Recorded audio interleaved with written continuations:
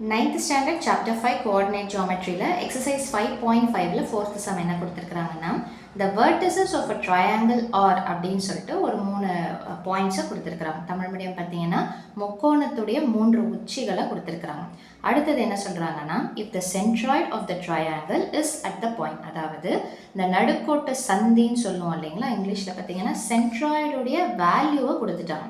அதை கொடுத்துட்டு என்ன கேட்குறாங்கன்னா find the value of அப்படின்னு சொல்லிட்டு ஒரு HK சம்மந்தப்பட்ட மாதிரி ஒரு ரூட்ல வேல்யூஸை கொடுத்துருக்குறாங்க. இப்போ நம்ம என்ன பண்ணுறோம்னு பார்த்தீங்கன்னா இந்த ட்ரையாங்கிளுடைய மூணு பாயிண்ட்ஸை அப்படியே கீழே கீழே எடுத்து எழுதியிருக்கேன். ஓகேங்களா, சென்ட்ராய்ட் நடுக்கோட்டு சந்திக்கு என்ன ஃபார்முலா அப்படின்றது பார்த்தீங்கன்னா x1 + x2 + x3/3 y1 + y2 + y3/3. இப்போ சென்ட்ராய்டுடைய பாயிண்ட் நடுக்கோட்டு சந்தியுடைய பாயிண்ட் என்னவோ அதை அப்படியே கீழே எடுத்து எழுதிருங்க. x1 + x2 + x3 எல்லாமே ப்ளஸ்ன்றதுனால கொஸ்டினில் என்ன பாயிண்ட்டுக்கு சிம்பிள் கொடுத்துருக்குறாங்களோ அதை அப்படியே எடுத்து எழுதணும். இப்போ கீழே கீழே எடுத்து எழுதியிருக்கிறதுனால உங்களுக்கு இன்னுமே ஈஸியாக இருக்கும். அப்படியே எடுத்து அதாவது ஃபர்ஸ்ட் பாயிண்ட் எல்லாத்தையும் ஒன்றா சேர்த்துருங்க, ரெண்டாவது பாயிண்ட்டை தனியாக இது பண்ணுங்கள்.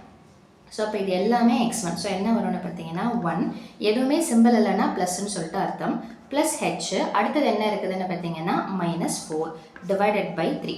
கமாவை கண்டிப்பாக போடுங்க. நிறைய பேர் கமா போட மறந்துடுவீங்க, போடலைன்னா அது தனித்தனி பாயிண்ட்டாக தெரியாது.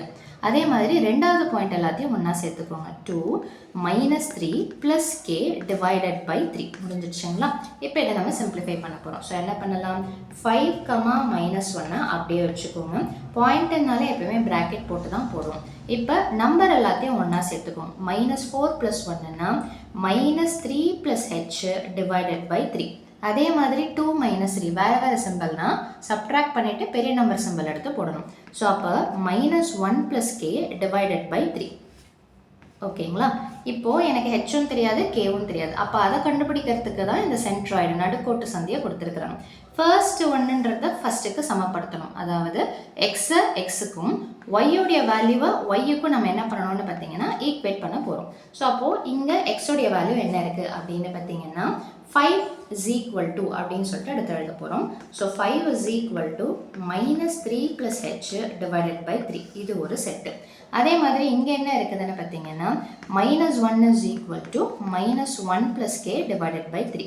முதல்ல ஹெச்சை கண்டுபிடிச்சிருவோம். ஸோ இந்த கீழே இருக்கிற 3 ஆப்போசிட் சைடில் போச்சுன்னா மல்டிப்ளிகேஷன். அப்போ 5 × 3 என்ன வந்துடும்னா 15. இந்த -3 இந்த பக்கம் வந்துருச்சுன்னா +3 which is equal to h. So அப்போ ஹெச்சோடைய வேல்யூ என்ன வரும்னு பார்த்தீங்கன்னா 15 + 3 is 18. ஸோ ஹெச்சை கண்டுபிடிச்சாச்சு. அதே மாதிரி இங்கே பார்த்தீங்கன்னா -1 × 3 என்ன வந்துடும்னு பார்த்தீங்கன்னா -3. இந்த -1 இந்த பக்கம் வந்துருச்சுன்னா +1 is equal to k. So அப்போ கேவுடைய வேல்யூ என்ன வந்துடும்னு பார்த்தீங்கன்னா ஸோ சப்ட்ராக்ட் பண்ணிவிட்டு பெரிய நம்பர் சிம்பிள் எடுத்து போடுவோம். ஸோ அப்போ k is equal to என்னென்னு பார்த்தீங்கன்னா -2. ஸோ ஹெச்சை கண்டுபிடிச்சாச்சு, கே கண்டுபிடிச்சாச்சு. இப்போ கொஸ்டினில் அவங்க ஒரு விஷயம் கேட்குறாங்க இல்லைங்களா, அதாவது √h + k the whole square + h + 3k the whole square உடைய வேல்யூவை கண்டுபிடிக்கணும் அப்படின்னு சொல்லிட்டு கேட்குறாங்க. ஸோ இதுதான் நம்ம கண்டுபிடிக்க போகிறோம். ஸோ ஸோ என்ன இருக்குது, ஹெச்சுக்கு பதிலாக 18, கேக்கு பதிலாக என்ன சிம்பிள் இருக்குதோ அப்படியே போட்டுப்போம். ஏன்னா இது ப்ளஸ்ன்றதுனால +× the whole square. அடுத்தது என்ன இருக்குது, ப்ளஸ் ப்ராக்கெட் ஓப்பன், ஹெச்சுக்கு பதிலாக 18, 3kன்னா என்ன அர்த்தம், கேவை 3ஆல் மல்டிப்ளை பண்ணும். ஸோ அப்போ -2வை 3ஆல் மல்டிப்ளை பண்ணால் என்ன கிடைக்கும்னு பார்த்தீங்கன்னா -6. ஸோ அதை தான் நம்ம இங்கே எடுத்து போட போகிறோம், த ஹோல் ஸ்கொயர், ரைட்டுங்களா.